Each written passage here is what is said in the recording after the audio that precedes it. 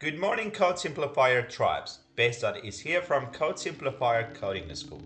I am back with another CH video for beginners. Before we start, I want to apologize for a long absence I had. Unfortunately, I caught up with my study and assignments and I wasn't able to record any video. But here I am now and ready to start again. With no further talk, let's dive in. In our last video, we added this combo box to hold the drop-down menu for us. Today we will be doing checkboxes, the pickup options, and the delivery methods. Here in our design, we have 4 types of insurances. Checkboxes let the client to choose more than one option, and if you need to get more than one response from your client in your design, the checkbox is the solution to go to. The switch toggles enable the client to either have an option or not. In this case, they will be picking up their orders or it will be delivered to them. And last, we have the radio buttons. The radio buttons are another way to ask the client to choose one item between 2 or more options. And radio buttons allow clients to choose only one option in their groups. So that's the theory side. Let's dive into coding. In our XAML file below the combo box, let's create a stack panel to contain our checkboxes. As per usual, we have a comment at the start and end of our stack panel.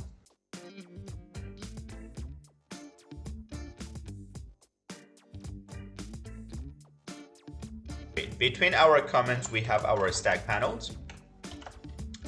And within our stack panels, we have our checkboxes.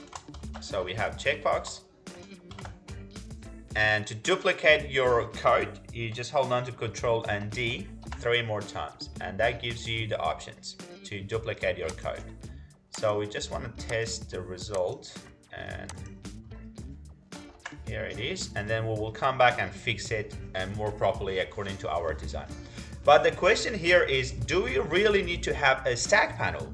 And the answer is yes. Because carrying 4 books in a box is way easier than carrying 1 book at a time. So let's run the code and see what is the result look like. The checkboxes are here, and as you see, we can tick them off, and that is great. So let's go back to our XAML file and polish them up. So in our XAML file, here we're just cutting off the numbers, the values, and this is what the user will see. The first choice was a standard insurance with no extra cost, extra with extra 5%, gold with 10%, and premium with 15% extra cost. So it will be standard insurance, and inside of parentheses we just say no cost.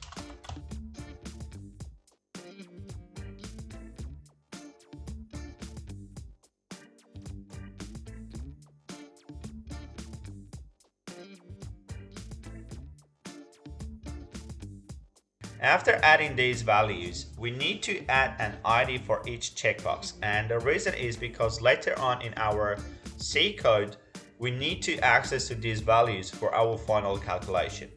So the first option, it will be X : name. It will be standard insurance box.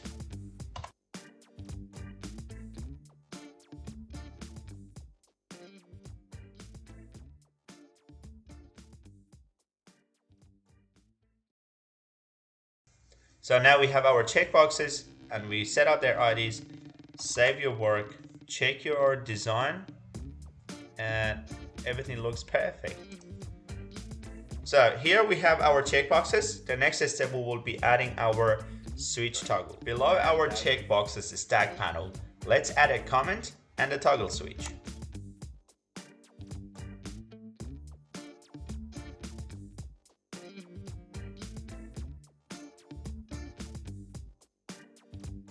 In our toggle switch tag, we need a unique name, text on disable and enable status, and some margin.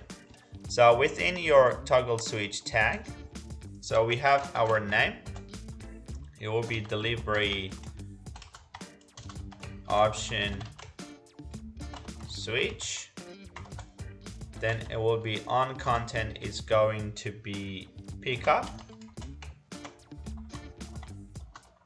and of content is going to be delivery and some margin. We start off with 10 units for now. So let's check our design. And here it is. When this toggle switch is on, that means the client is going to pick up their order, and when it's off, that means we are going to deliver it to them. The last step, it would be adding the radio buttons. The first step is create a stack panel and its comment, then we will add the radio button next.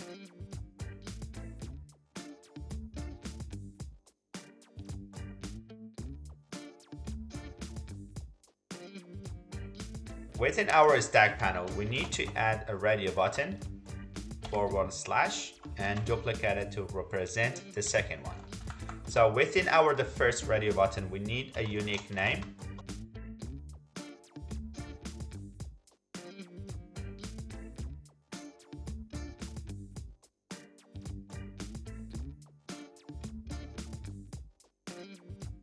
Save the work and see our design one more time.